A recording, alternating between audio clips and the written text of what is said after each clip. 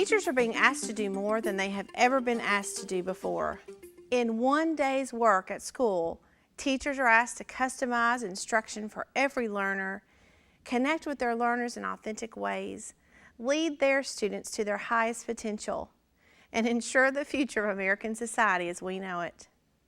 The most alarming point regarding these demands we put on teachers is that we are asking them to do more with the same level of support, or sometimes less support, than previous teachers have had. In other words, teachers must do more and be more and become more so that their students can do more and be more and become more. But we have offered them less to support them in this endeavor. Perhaps that is why coaching has become such a popular method to support leaders and to support teachers in leading students to greater academic achievement and thus greater life outcomes.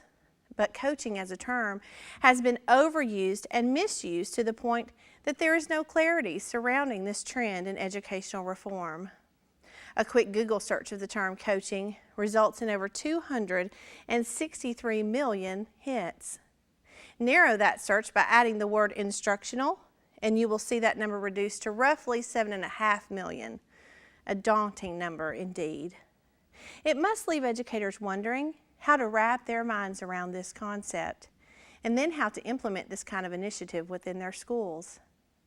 I would like to suggest that coaching is one avenue that educational leaders can take to support their teachers in increasing student achievement, but only after these leaders have reached an understanding of what coaching is, what forms of coaching are effective, what models of coaching serve as exemplars, and what coaching behaviors provide the synergy within a school that becomes a predictor for student success.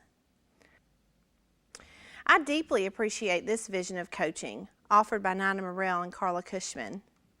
Do you remember Bob Dylan's 1962 song, Blowin' in the Wind? It serves to illustrate an important point. If you visualize the road, the man walking down it, the wind blowing, an isolated and melancholy picture, then visualize another person coming out to join him, cheering him on, helping him navigate the rough and smooth terrain as an equal partner. That is coaching.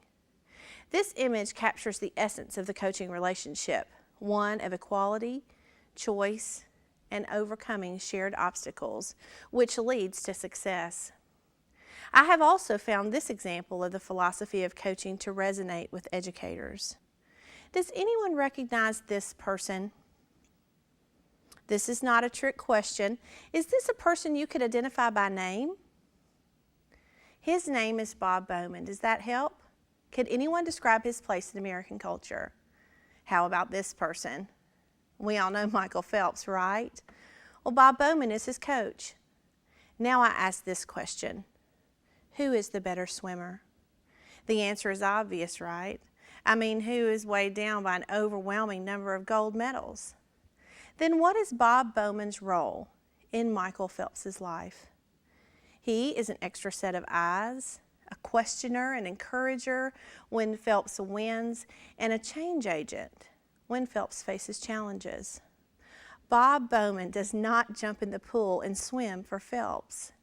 He helps Phelps reach his maximum capacity. To do less would be robbing Phelps of his gold medals. As educators, isn't that our goal? Actually, isn't that our job? To push ourselves to reach our own maximum capacity, but to also see that our teachers and students reach the capacity we know they have. To do less would be robbing them of the satisfaction of a job best done and the possibility of improved life outcomes. Coaching actually provides a way to help all participants within a school, the leadership, the teachers, and the students, reach that capacity by creating a collaborative culture within a school focused solely on improving student outcomes. All this sounds great, but where do you start? Basically, there are three forms of coaching mentioned in the literature: instructional coaching, cognitive coaching, and peer coaching. When I say forms of coaching, I'm referring to the overall philosophy that informs and describes the focus of coaching. We start with instructional coaching. Jim Knight asserts that instructional coaches are full-time, on-site professional developers who collaborate with teachers so that they can choose and implement research-based interventions more effectively. Other leading experts, Joellen Killian and Cindy Harrison, echo Knight's idea of selection and implementation. They say coaches help teachers select and implement the most appropriate strategies to meet the learning needs of all students. Perhaps the leading guru on the topic, Steve Marklein, suggests that coaches provide synergy and support that leads to success. He describes the coaching relationship in this way. A coaching relationship provides the opportunity for reciprocity of gifts of knowledge and skill, caring and support, feedback, and celebration. As you can see through these descriptions, instructional coaching is built on relationships that provide opportunities for professional learning, then focuses on helping teachers put that learning into practice. Another form of coaching found in the literature is peer coaching. Peer coaching involves two educators who are equals in every way. These two colleagues work together, focusing on collaborative development, refinement of practices, and sharing of craft knowledge, all as a way to increase feedback about instruction and curriculum. Peer coaching is based on the equality of the people working together and is perceived by teachers as less intrusive and thus less threatening than other forms of coaching. Peer coaching can exist within a school where there are no coaches on staff and is a cost-effective alternative to hiring dedicated coaches. The third form of coaching found in the literature is cognitive coaching. The premise of this form of coaching, explained best by Costa and Garmston, is that teachers' thought processes and beliefs determine their instructional behavior. In cognitive coaching, the coaches focus on eliciting and examining the thoughts and decisions that a teacher makes in the context and process of teaching. So a cognitive coach develops the cognitive skill of reflection so that a teacher can examine his or her own thoughts more effectively and thus increase effectiveness within the classroom.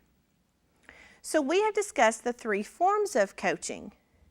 Now you might be asking yourself, what models of coaching serve as exemplars?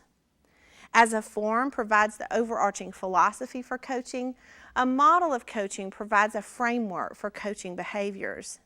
These models can also be categorized according to the forms of coaching. So the first models we discuss will be instructional models. Then I will explain a couple of peer coaching models, and we will end our discussion with some cognitive models. One word of caution before we begin our discussion of coaching models.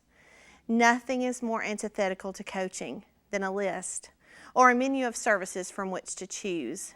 In fact, that is the real beauty of coaching, the ability to customize the method to the needs of your teachers. So while I will be giving you a rather extensive list of coaching models, please bear in mind that just as the teacher-coach relationship is built on choice, the coaching method is also driven by choice. Our first instructional coaching model was devised by Jim Knight of the Kansas Coaching Project, and it's called the Big Four. Knight's approach in this model is that the areas that provide the biggest bang for your coaching buck, so to speak, are classroom management, content planning, instruction, and assessment for learning.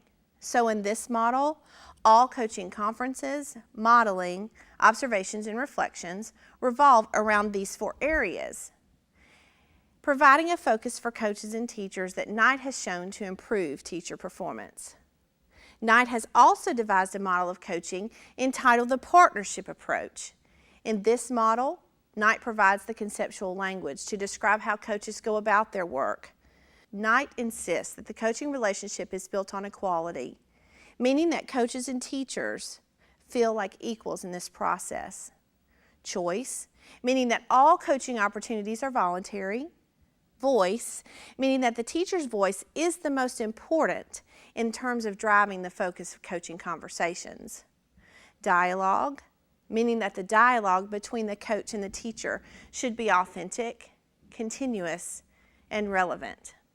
reflection, meaning that the coaching encourages the process of reflection. And praxis, meaning coaches and teachers focus on how to apply their own learning in their own classroom. Another very popular form of coaching is literacy coaching. This type of coaching, according to Kathy Toll, focuses on literacy and related aspects of teaching and learning.